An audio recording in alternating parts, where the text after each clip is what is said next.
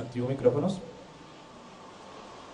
Nos vamos en 5, 4, 3, 2. Hola, ¿qué tal? Bienvenidos nuevamente a la webcam de Noticias RCN. Colombia, Brasil, la región, el mundo del deporte, del fútbol, de la aviación y el periodismo no se terminan de reponer de esta inmensa tragedia ocurrida a principios de esta semana aquí en Colombia, en inmediaciones del aeropuerto de Río Negro en Antioquia, donde se registró el infortunado siniestro de un avión que transportaba a 77 personas exactamente, provenientes de Brasil, la mayoría pertenecientes al equipo chapecoense de Brasil y tripulación oriunda de Bolivia. En las últimas horas y con el paso del día y las informaciones, han quedado al descubierto una serie de documentos que hacen pensar que detrás de este evento fatal hubo una cadena de errores y también que no fue una cosa del destino, un asunto de la fortuna, digamos, de los designios de Dios. Para eso hemos invitado al experto piloto privado, analista de aviación Santiago García, a esta webcam, y los invitamos a ustedes también para que formulen sus preguntas acerca de este y otros asuntos de interés que como viajeros nos competen a la hora de tomar un vuelo, ¿no? Que puede ser en seguridad aérea, por ejemplo, a través de nuestra cuenta en Facebook, Noticias RCN. Santiago, muchísimas gracias por estar aquí. No, a ti, muchas gracias por la invitación. Bueno, mal haríamos nosotros en empezar a debatir sobre las hipótesis que revelan las causas de este accidente, pero sí podríamos acercarnos a entender algunas circunstancias alrededor de este incidente, Santiago. ¿La última verdad la dirán las cajas negras o podríamos aproximarnos a hablar sobre ciertas señales que nos permiten deducir, sugerir que no se trató solo de un asunto de la fortuna? Bueno, pues este es un tema muy delicado, porque digamos que la última palabra sí la tiene la investigación. Y la investigación tiene en cuenta múltiples factores que para nosotros como público en general no están disponibles aún. Y además tampoco hay informaciones y datos que tampoco comprendemos. Entonces, las cajas negras son una parte de la investigación. Hay otra parte de la investigación que la provee también, que es muy importante, el fabricante del avión, porque en esta investigación están involucrados los países de donde se despegó el avión, donde está matriculado el avión, donde debería aterrizar y donde se accidentó el avión, en este caso que es Colombia, pero también está el fabricante. El fabricante también va digamos, a aportar unas informaciones valiosísimas.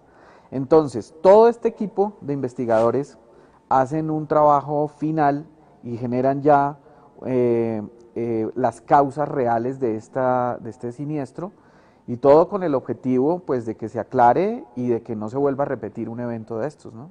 La hipótesis, me pregunta Juan Pablo Nieto, la hipótesis, ¿nos atreveríamos a formular alguna o algunas? Hipótesis pueden haber muchísimas, pero son hipótesis. Yo creo que hay una cosa clarísima sobre la mesa. Definitivamente cada vez es más palpable el tema del combustible. El combustible desde el inicio de la información, cuando se vieron las primeras imágenes del avión en el cerro cercano a la pista, donde no hubo ningún incendio, entonces ya quedó muy claro que las cantidades de combustible, si es que no eran mínimas, era que no había combustible. Ya la Aeronáutica Civil de Colombia también, el día de ayer, confirmó que no había combustible en el aparato. Es decir, que la razón de ser real del accidente, en principio, sería esa. Entonces ahora lo que viene es hacer una gran investigación de aquí hacia atrás de por qué razón ese avión se quedó sin combustible, faltándole 7 u 8 minutos para llegar a la cabecera de la pista. ¿Esto es normal? No. En la aviación no es normal. comercial. Ese es, digamos, un gran elemento que tenemos aquí para empezar a hacer esas hipótesis.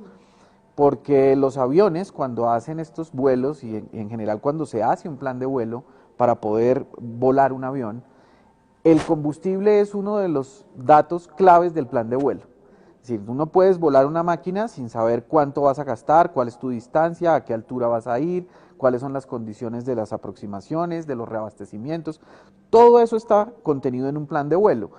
Y personalmente creo que ahí en ese plan de vuelo también vamos a encontrar, y los investigadores van a encontrar una gran cantidad de información que van a poder cotejar con lo que en realidad ocurrió en el vuelo.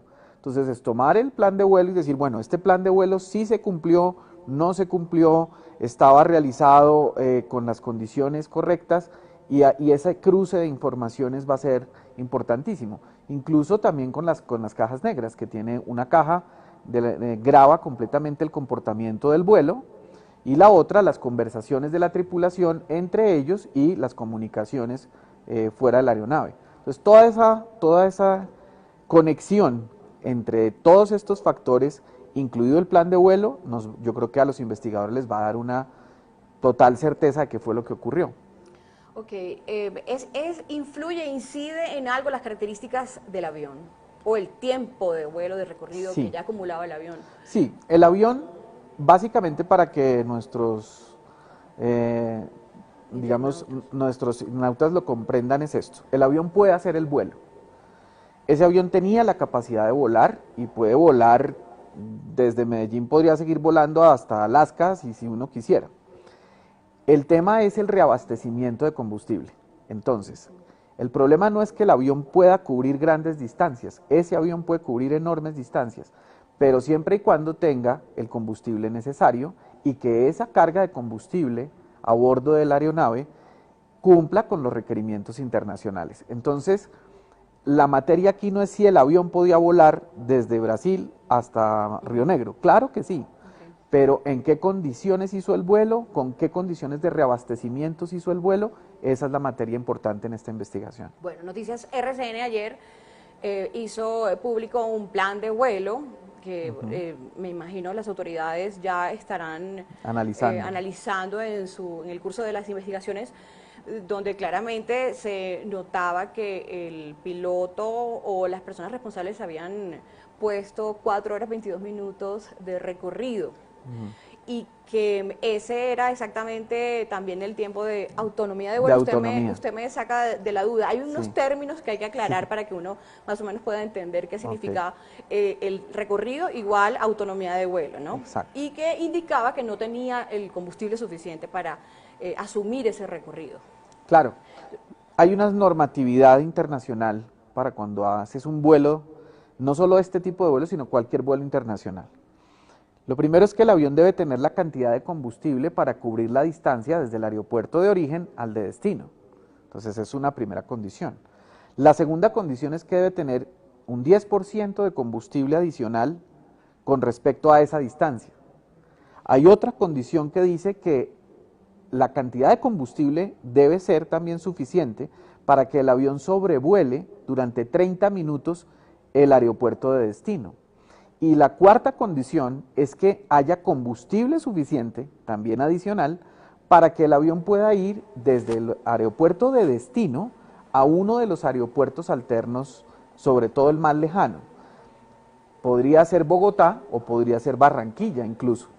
Entonces, si uno mira lo que tú estás diciendo, que está tan justico, ¿no? Tan justico el tema de la autonomía y con la cantidad de gasolina, con el tiempo que voló el avión, la pregunta que uno se hace es, ¿dónde estaba el resto del combustible para hacer todas esas cosas que acabamos de decir? Entonces ahí es donde la investigación yo creo que tiene una plataforma importante de trabajo y los investigadores tendrán una plataforma importante, y es que no es normal, retomando tu pregunta, que un avión llegue a hacer una aproximación en esas condiciones tan extremas de falta de combustible. Eso no es para nada normal. Bien, está bien. Eso lo determinarán las investigaciones y los resultados de las investigaciones, Claro, me imagino. claro. ¿En cuánto tiempo más o menos se podría Pues, saber? yo creo que en cuestión de meses, yo creo que en una cuestión de 1 o 2 meses ya se tendrá una aproximación mucho más real, una vez que ya se hayan decodificado los datos de las cajas negras y que se hayan cotejado mucho más las informaciones técnicas y del fabricante del avión, que como te repito, yo creo que también va a tener un papel primordial. Y es importante el fabricante, ¿por qué? Porque a veces los aviones también son sometidos a modificaciones. Esas modificaciones, si están avaladas por el fabricante de la aeronave, también pueden modificar, por ejemplo, la autonomía del avión. Entonces, hay que mirar qué dice el fabricante también. El fabricante puede decir, no, mire, nosotros le hicimos una adaptación de unos motores diferentes, en condiciones diferentes, y entonces la autonomía de este avión era distinta. Puede ser. Por eso es muy temerario dar ya juicios de valor y decir, vea, definitivamente este fue la causa o la culpa es de tal o de tal. Es muy apresurado, pero sí hay unas puertas ya abiertas, clarísimas, para poder llegar a la verdadera causa de esta tragedia. Bueno, ya comenzaron a preguntar. Jorge Alexander Durán habla de qué son los vectores. Y a propósito, bueno, hay muchos términos, es como un glosario técnico del que vale la pena conocer su significado Sí, como es muy viajero sencillo. o por información. Sí. Muchos vectores, aproximación, declaratoria de emergencia, prioridad. ¿Qué Bueno, son todas estas palabras? Digamos que la aviación está llena de lenguajes y de unos códigos de comunicación que son muy precisos, precisamente para evitar distorsiones en la comunicación y errores en la comunicación y que las cosas sean absolutamente claras. De hecho, en aviación existe un alfabeto diferente al que se habla normalmente, entonces está Alfa, Bravo, Charlie, ¿no? Okay. Para poder, digamos, designar una letra. ¿Qué son los vectores? Los vectores básicamente, para poder entender esto de una manera muy sencilla, es un rumbo que se le da al piloto o que el piloto solicita para poderse orientar. Ese rumbo tiene como origen pues, los 360 grados. Yo les hago la referencia a los que nos están viendo del famoso transportador del colegio, que era esa reglita redonda donde estaban todos los grados, ¿no? Exactamente eso es un vector. Entonces, cuando yo le digo al controlador aéreo, deme vectores, el controlador mira la pantalla de radar y me dice, mire, siga el rumbo 230, y que usted con el rumbo 230 llega a tal punto, ya sea el localizador, que ahorita hablamos que es un localizador, o a la cabecera de la pista. Entonces lo que estaba haciendo este capitán, esta tripulación, era solicitándole a la controladora de Río Negro los vectores para poder llegar efectivamente a aproximar y a llegar a la pista. Y ella se los da. En la grabación se escucha cuando ella le dice siga el rumbo 350, tal vez creo que es el que le da. Entonces el vector básicamente es pedir una información que está dada en rumbos. Esos rumbos corresponden a los 360 grados del tema magnético para que uno se oriente y llegue a donde tiene que llegar. Realmente es un rumbo lo que estás pidiendo. Ok. Lorena Perdomo formula, fue una falla humana, lástima porque se perdieron vidas inocentes.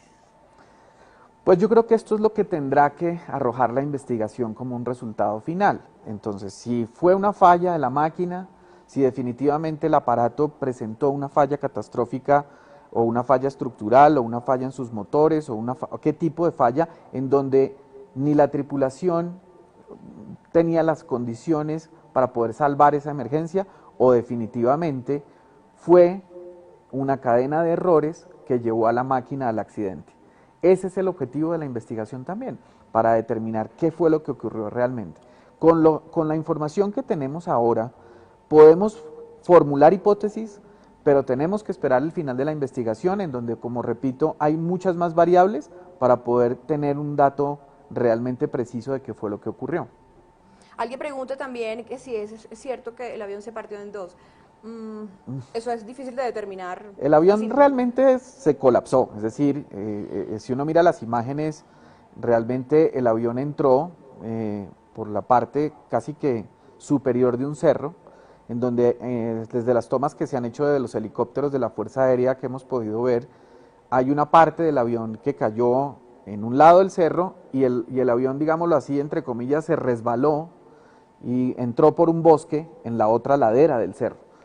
Esto pues obviamente destroza el aparato a esa velocidad en que estaba, que digamos no era una velocidad tan alta, porque ya era una velocidad mucho más baja, porque ya estaba en su fase de aproximación a la pista, Y esto también fue un factor que contribuyó a que hubiera sobrevivientes, porque en una velocidad de 300 nudos o de 250 nudos, difícilmente un ser humano puede resistir esa desaceleración tan brutal. Pero aquí digamos que los mismos árboles también ayudan a amortiguar un poco y a frenar la energía del avión. Entonces, la otra ventaja, que es un poco paradójico, es que la misma causa del accidente también salvó algunas vidas, y es que no hubo incendio a propósito del choque, porque si hubiera habido combustible, explota, y el incendio normalmente es lo que más vidas cobra en un accidente aéreo. Bueno, una pregunta especial de Iván Daniel García para usted, Santiago. ¿Qué ventaja tiene la aviación colombiana frente a la aviación en América? ¿Qué tan avanzados o atrasados estamos en seguridad aérea en la región? Bueno, yo creo que es una muy buena pregunta la que nos hacen aquí, y yo creo que hay una respuesta muy clara. Colombia es un país que tiene muchos avances en esta materia. No solamente hemos avanzado en mejorar la infraestructura de los aeropuertos, que digamos que lo más representativo es ver el nuevo aeropuerto El Dorado, que es uno de los aeropuertos no solo muy bonitos, sino con todas las condiciones técnicas que cualquier aeropuerto del mundo de primer nivel puede tener. Pero en todo lo que es el tema de navegación, radioayudas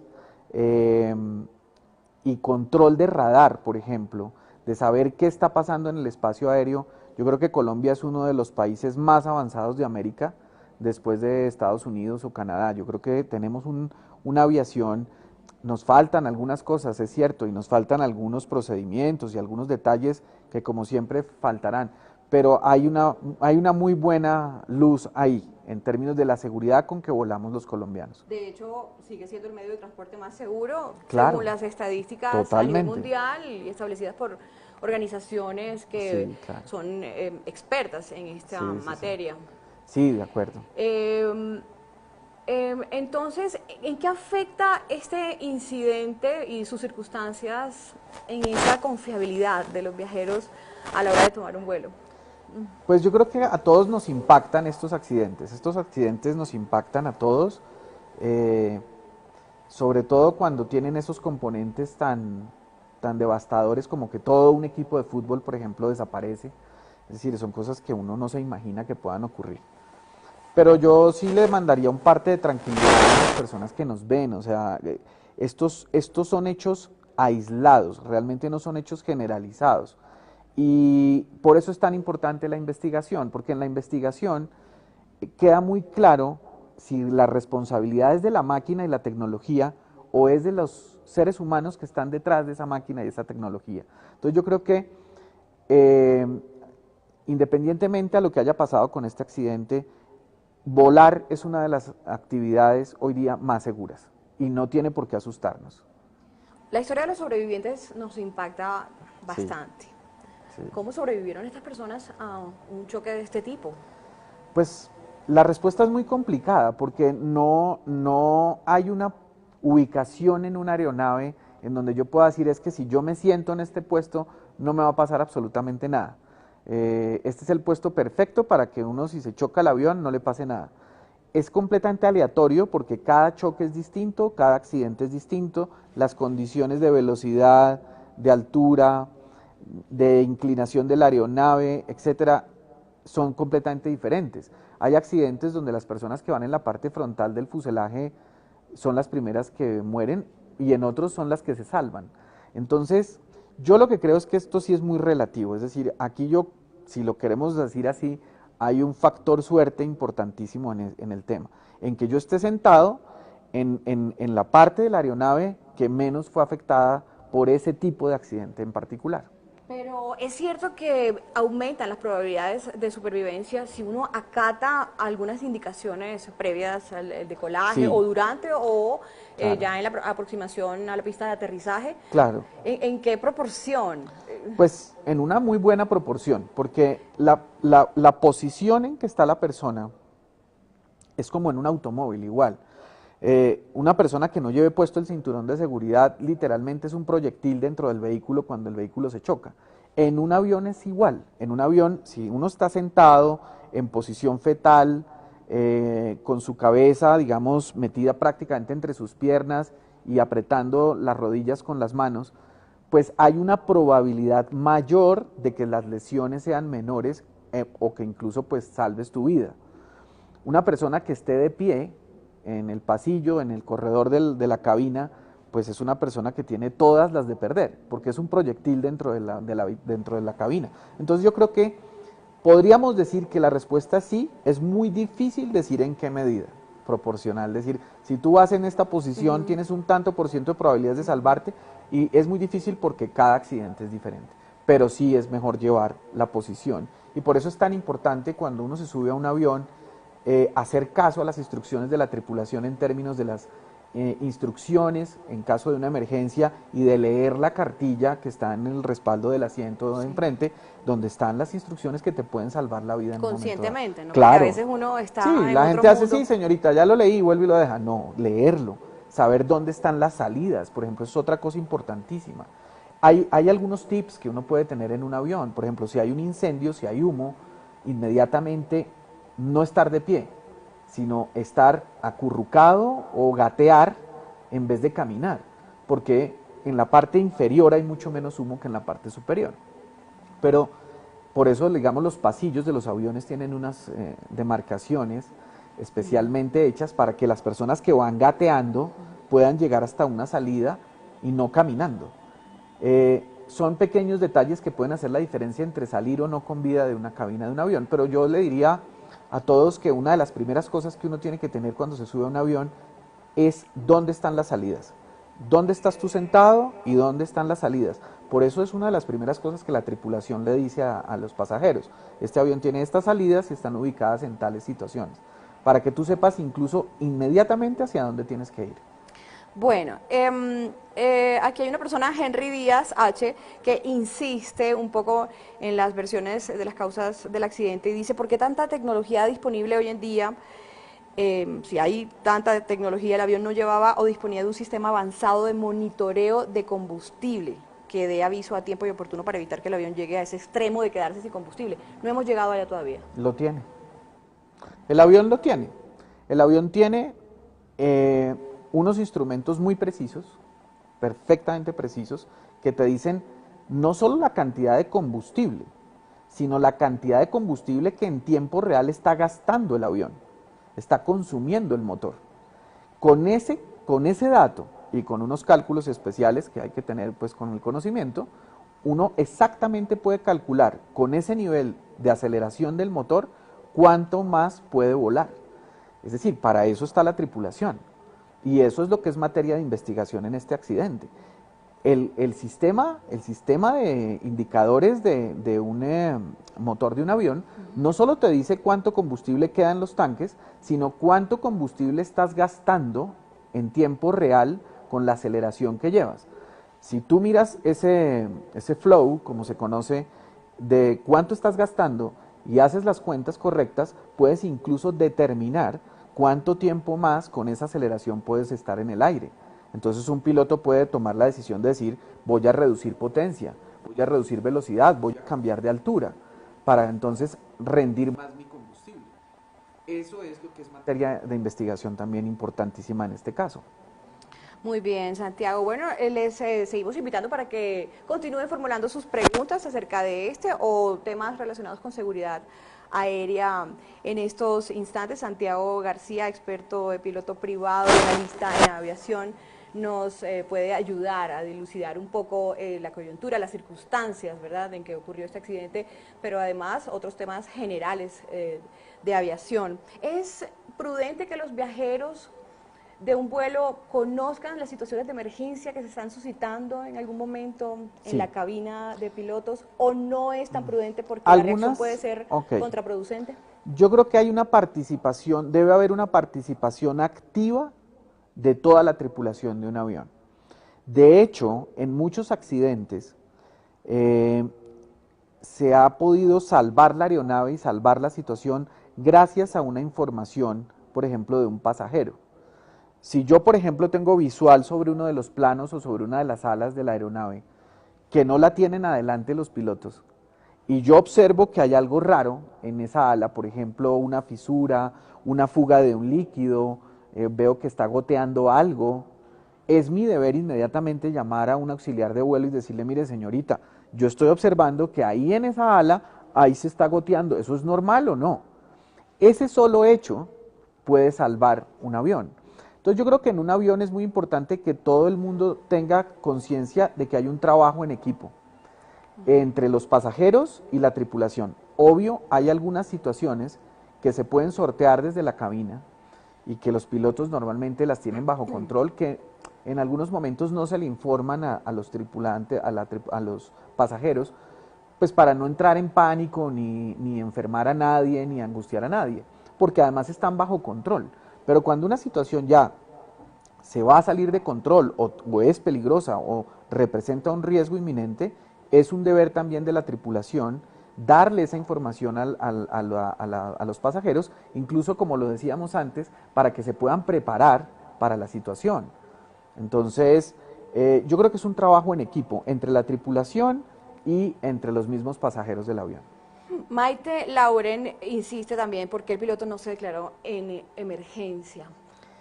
Esa es otra gran pregunta que hay sobre la mesa y esta persona tiene toda la razón en esta pregunta, y es que cuando hay una declaración formal de emergencia y se dice Mayday o Pam Pam, que también se puede decir de esa forma, inmediatamente se activan unos protocolos completamente distintos, completamente diferentes. Una cosa es que yo diga, necesito prioridad, deme en prioridad, y otra cosa es que yo diga Mayday.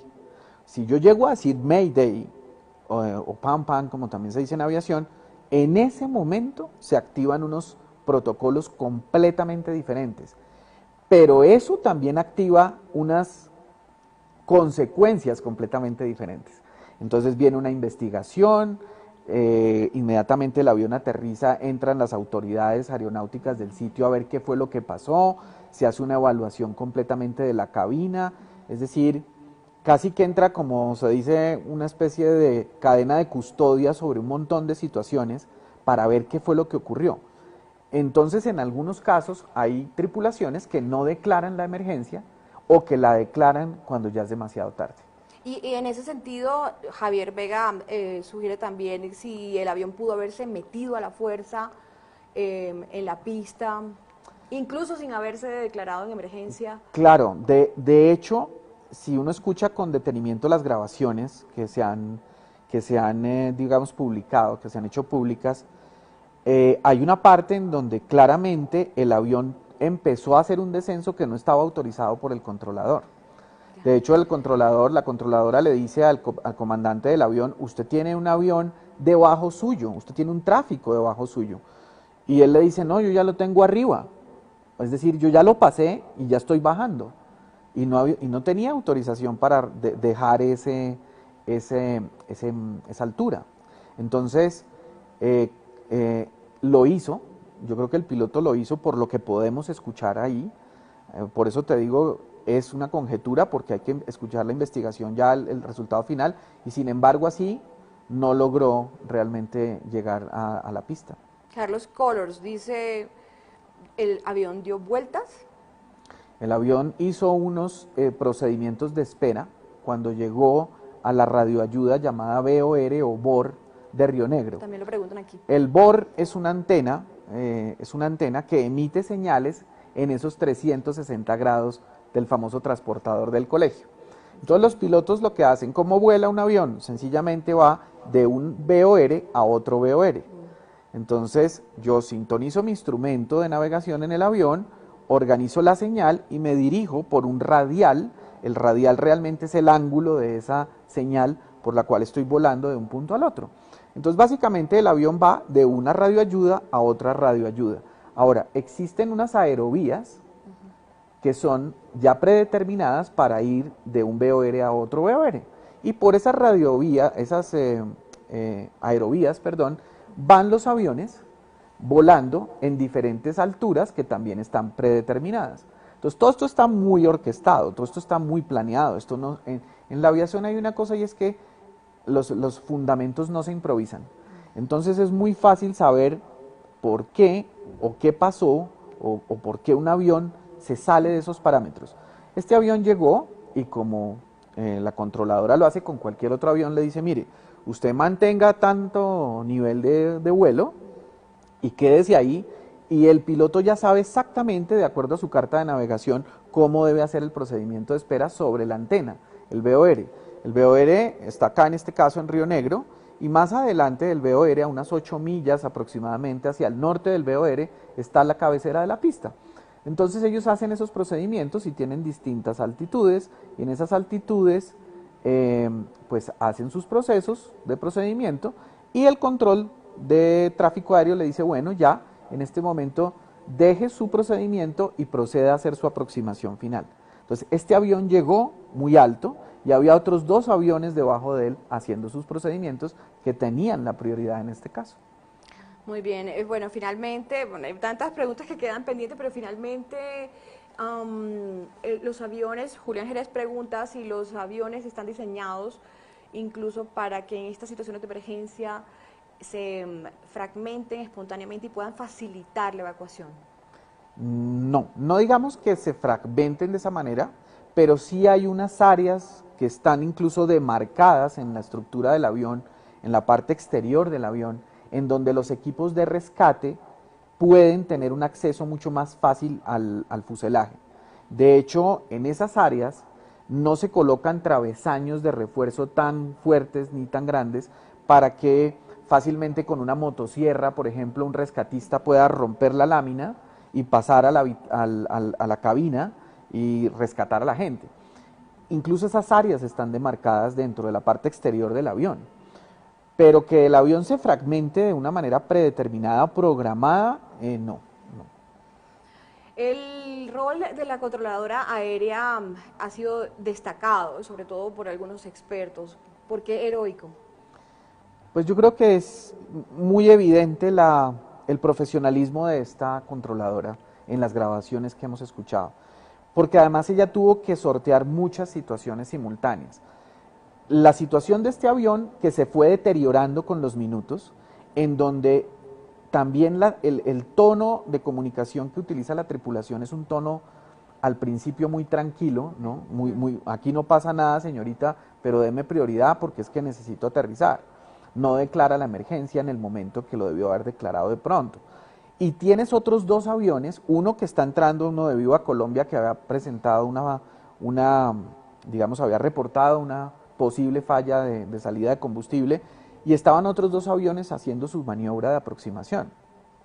Ella tiene que hacer muchas cosas al tiempo, tiene que sortearle la situación a este avión en problemas, pero también retirar los otros 2 aviones, porque es que tan grave es que un avión venga sin control contra una pista y pueda tener una colisión en el aire con un avión que no tiene ningún problema y está siguiendo sus procedimientos para poder aproximar. Y esos otros 2 aviones también venían llenos de gente. Entonces, esta controladora hizo su trabajo en el término de que empezó a organizar su espacio aéreo, como lo dicen los procedimientos, para poderle dar la prioridad al avión que tenía en este momento ya la emergencia declarada, pero también tenía que abrir el espacio aéreo para no poner en riesgo la vida de los otros ocupantes de los otros aviones. Es una situación muy, muy difícil. Bueno, es lamentable que tengamos que abordar estos temas en este contexto tan doloroso, tan triste, pero gracias, Santiago, por ayudarnos a entender Muchas gracias alguna parte de esta compleja